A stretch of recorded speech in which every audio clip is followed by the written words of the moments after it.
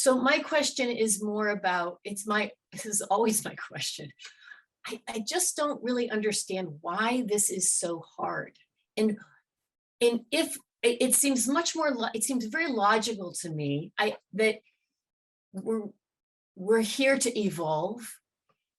And I understand the idea of the usefulness of us all being these separate, I forget your terminology at the moment, but separate points of consciousness, or separate bits of consciousness. I understand all that, but I just think that once we've got the intention, once we have the ability, right? Like, why is it still so hard to do that? Why do we still resist it? Or I speak for myself. Why do I still resist that? And I don't understand where that fits in with what's the function of that. There has to be some reason in my mind that's the case. And anyway, so I'm just wondering what your thoughts or opinions are on that. Okay, well, what we're doing here is lowering our entropy. Okay. When we are busy and parts of our mind are flying around all over, that's high entropy. When we get to that calm state that everything is kind of in order and stable and still, that's low entropy. Okay. It takes effort to lower entropy. Entropy doesn't just lower by itself. The natural state of things is to be chaotic. If you don't do anything, you end up with chaos. If you never meditate, if you don't do anything, your mind tends to be chaotic. Not just your mind, but your life too. If you don't, straighten up your house, you don't wash the dishes, you don't make the bed, pretty soon your house looks chaotic. It takes effort to keep things neat and in their place. So low entropy always takes effort.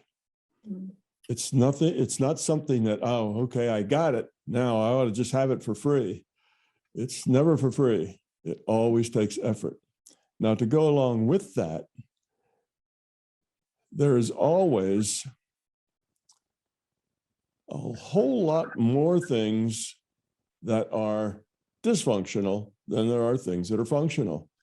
Whenever you go to make a choice, okay, I'm at a crossroads, I have a choice. There are always a whole lot of bad choices that you can make, and only a couple of good choices that you can make.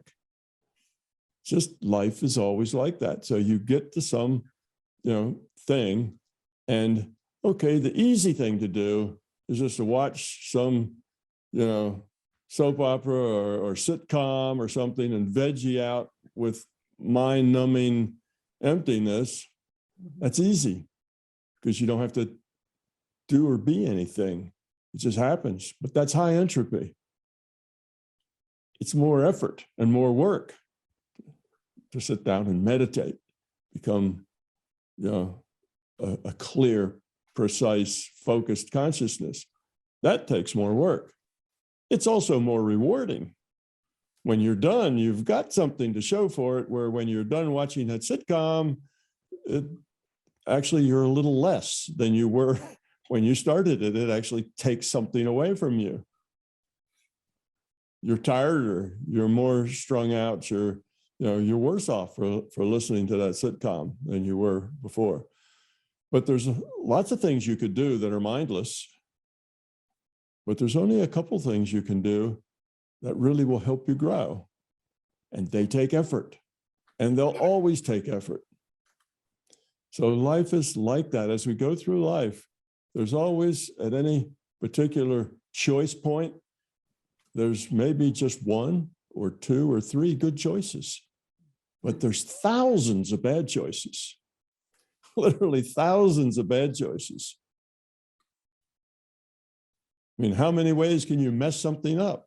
Oh, well, you can't count all of them. You could spend days just listing all the ways you can mess something up. But how many ways can you fix something? Oh, well, there's very few ways that you can fix something. You see, it has to be done just right to fix it. So all of life is like that. It takes work. It takes effort. And you have to constantly put that effort in. You never get to the point that you can say, I'm arrived, I'm there, Phew, now all I have to do is sit back and enjoy it, because as soon as you just sit back and enjoy it, chaos starts to develop. Entropy starts to increase. Things start to fall apart. Your ego starts to grow. Your fear starts to grow. These things just happen. And when you're doing nothing. So that's why that's a natural law of entropy, that if you just leave things alone, entropy increases all by itself. It takes effort to keep things ordered. You got to make the bed, wash the dishes, pick up the dirty socks. You got to do all that stuff. It takes effort. And if you don't make the effort, you start living in a chaotic situation with a chaotic environment, which encourages a chaotic thinking and a chaotic mind. And now you're just kind of blundering through life like a zombie, and everything is chaos. Everything is stress. Everything is, pulls energy out of you rather than puts energy back into you. Mm-hmm. It's just, sorry, but it's just life is made that way. Mm-hmm. Yeah. Well, I totally appreciate that. And it actually, it's very helpful for me to think about that, just that it's not personal to me or personal about getting into present state. To just think of it as just another example of exactly what you said. It's just the idea of everything going to entropy if nothing happens, that I get. And to realize it's just that, and that's across the board. That's helpful. It's a little easier for me to accept that. Yeah. Yeah. And it's not only us, it's everything. You take a battery, it has a shelf life after a while. Even if you've never discharged it and never used it, if it sits on a shelf long enough, it's done. It doesn't work anymore. Same with your house. You never do maintenance on your house, eventually it'll fall apart. Everything is that way. Everything. That's entropy. It marches forward unless we put effort into moving it the other direction.